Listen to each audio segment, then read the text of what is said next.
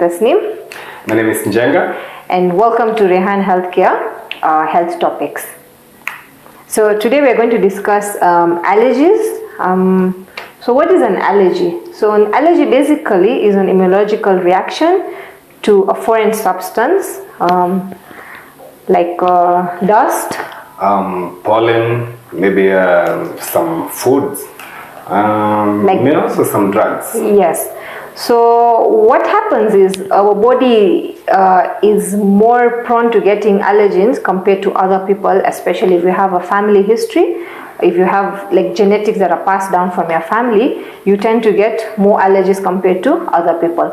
Most of the time these allergens are harmless and are just things that in the environment, like you mentioned, some drugs, food, certain things that predispose you to getting this allergic kind of behavior.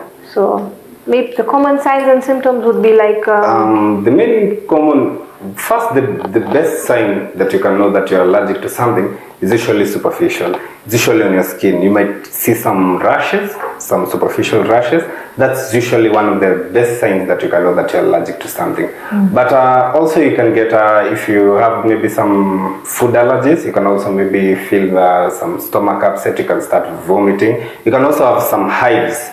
Those are the main symptoms of having an allergic reaction. Also maybe you can also, if you're having maybe an allergic reaction to pollen, you can also maybe find your airways are closing and having some difficulties in breathing. Yes. So just so that you can know what you're allergic to, you can easily divide them into like 3 or 4 groups. One could be having allergic rhinitis. So this would be when you're exposed to environmental factors like dust, pollen, the mite and all those things. And he explained if you have those, then you present with either sneezing, you'd have a runny, stuffy nose, you'd have red, swollen eyes, and itching either of your nose, eyes, or on the roof of your mouth. The other type of allergy one would have is food. So with food, yes. For food, there are 2 types of food allergies. There is non-veg allergy and there is veg allergies. Now for the non-veg allergy, these are allergies from other types of food apart from vegetables. Other types of food like meat, the meat that you eat, you can find that maybe you're allergic to chicken, you're allergic to pork, maybe you're allergic even to beef, some people are allergic to beef. You can also find that you're allergic to those things. So those are the non-veg. So there are also some veg allergies whereby you can find out that you are allergic maybe to things like beans, you're allergic to things like greens, some few greens like sukuma wiki, some maybe spinach. Some I also saw another person who was allergic to terere. Not quite sure how, but so those are the 2 types of food allergies, the non-veg and the veg. So Njenga, are you non-veg?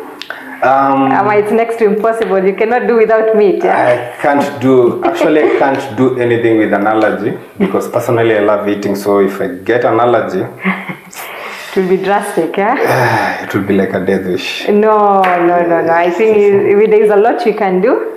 So maybe we can just talk about some, how you can tell someone is actually having an allergy.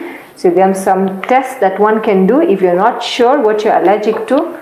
So we have like blood tests, which are for the blood test. If you're talking about food allergy, we have blood test. The blood test is the main test that you can conduct so that you can be able to know if you're allergic to something.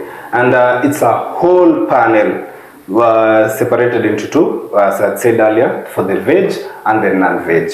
For the veg, we'll just take a sample of blood. We normally extract the serum because the serum is the one that usually carries all the antibodies circulating within your body. So with those antibodies, at least you can be able to specify which allergy that you have, depending on the normal ranges and the range mark that we have. So if you're allergic to fish, we can do a serum test. We look at the normal antibodies that are usually produced when a normal person eats fish, and the normal antibodies that you yourself produce when you're eating fish, so that at least you can compare the 2 of them, so that at least you can see if yours is higher than it means, then you're allergic to the fish.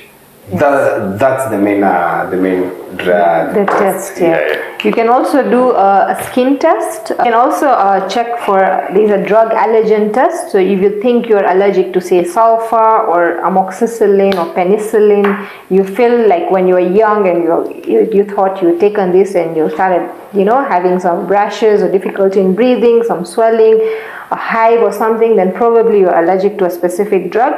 If you're not too sure, you can come in for a drug allergen test. And then the warning signs that one should worry about, we think it's just a normal allergy, we tend to ignore, or we just take an antihistamine at home and, try and avoid. But there's sometimes people can progress and would have, let's say, either loss of consciousness, they will have drop in their blood pressures, they will have a rapid or a weak pulse, they'll start vomiting, nausea, a rash, some sort of lightheadedness. If you have any of these warning signs, don't wait, call 991 and then seek medical care as soon as you can. Anything else? I don't think we have anything else. I think. So how can you prevent allergies? One. The best way of preventing your allergy is knowing what you're allergic to. That's the first step of preventing allergy. If you don't know what you're allergic to, then there's no way that you can treat that allergy. But the first step of treating your allergy is identifying what you're allergic to. Then from there, we can take the necessary step, either to stop you from taking that food, or maybe we can take another different route. But the first step of knowing, of treating the allergies is to know what you're allergic to. And by the time you know what you're allergic to, next step is to avoid it. Of course, unless it's something like that you cannot do without. But I'm sure there are other options to it. You cannot be, tied down to that, oh, I'm allergic to peanuts. So there are other options of eating these different kinds of nuts. You can try those things out. And then if possible, I think we should come up with a way of informing other people. If you can have a bracelet wearing, saying you're allergic to this, maybe you can put your blood group number there, and also you can put a phone number in case an emergency, or maybe you go through an anaphylactic reaction, or you had a loss of consciousness. So who the person, if someone finds you on the road or something, they can call. Also, it's also good, at least for you, if you're a parent, to know the things that your child is allergic to, so that when you're not around the child, at least you can be able to give the instruction on what the child should be given. That's just in case if you're not around.